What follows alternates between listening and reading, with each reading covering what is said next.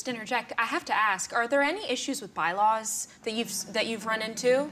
Yes, we just presented this to the Minister of Housing, and so he's looking into it. He's well aware of the issue, and what has happened is that the municipalities have been resistant to this because they're really busy building condos, and what has happened is in the state of California, the state came in and mandated that if your municipality is frustrating you, the state would issue you the permit.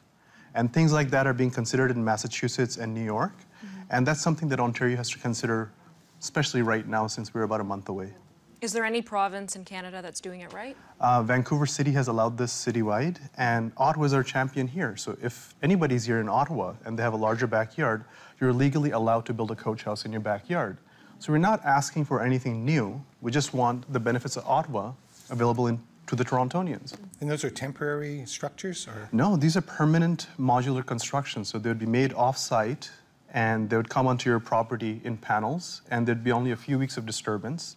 And you would have a fully tax-paying, code-following unit in your backyard then. And the bedrooms can be on the main floor? In fact, we're focusing on a single floor, fully accessible design. And part of it is not to band-aid with ramps afterwards, but to have it built into the design where the land just gradually comes onto the property, and the kitchen, living room, and everything, and even the bedroom is available on the main floor for later stages of life. And if need be, there could be a second floor, a loft space if required for kids or a caregiver to be supporting there. And simple universal design things like the toilet roll having enough pressure to you to lift off it, and the towel rack just being beautiful as well as to hold on to. So it's not an afterthought, but this was built into the thought of taking care of an older person.